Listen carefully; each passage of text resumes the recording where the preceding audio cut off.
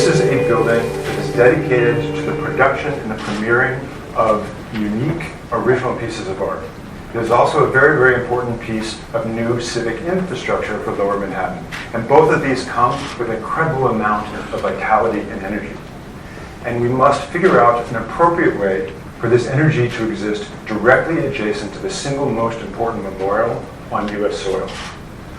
We have always felt that it was important to do so by creating a very simple, pure form, something whose elegance envelops all of this energy and creates a kind of mystery box, something that is constantly defying your expectations. The marble that we're proposing to use has a very beautiful, unique quality. When you shine light directly on it, it has a white aspect, as you see here, with very subtle veining. But if you were to shine light through it, it has an incredible amber glow. The north and south of the auditorium are acoustic glass walls with integrated blackout blinds that allow daylight to penetrate into these spaces. Why? So that during rehearsals, during tech setup, that the artists who will live in this building for 10, 12, 14, 16 hours a day creating the art are not sequestered within a hermetic box, but actually they have natural light. As you move up those grand stairs into the building, you are instantly introduced into this beehive of activity. These are the four primary auditoria. There is a fourth rehearsal room that can perform as a fourth venue. Nominally, they are 499, 250, and 99 seats. Each one of these is being painstakingly designed by Andy and his team to be able to create manifold stage audience configurations. Here you're seeing a procession coming up from two of the elevator and stair cores with the audience being directed into an auditorium. Now you're seeing what would happen if a zone around an auditorium was dedicated solely for performers. Or if an artistic director wanted to keep the public up on the play level and introduce its own foyer or bar for an intermission. And last but not least, the ability for the public to move directly into an auditorium in what I'll call a kind of Wagnerian sequence. You're confronted immediately by the art form. I'm starting with a 499-seat auditorium in the round, and you can see how the catwalks are organized.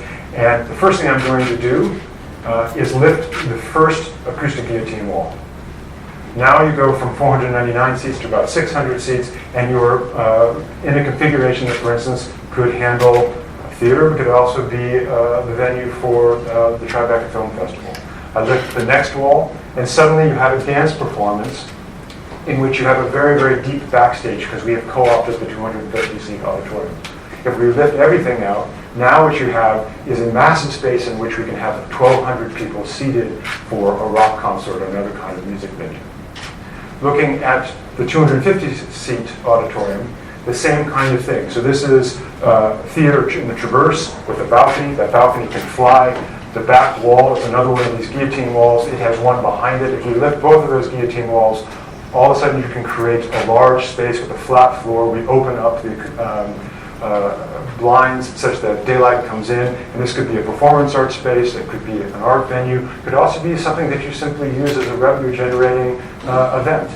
And then last but not least, an image of the 99-seat auditorium to remind you that this building is dedicated to constantly updating its technology.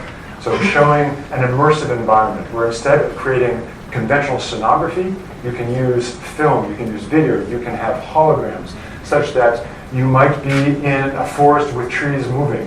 You could also potentially have groups in London and in New York who are co-producing a show, rehearsing together based on this kind of constantly updating the technology. And so all of these things combined with that, the more people use the building, the more they will simply not understand how all of these varied experiences could be happening within one single structure. And that brings me back to what we call the building as the mystery box.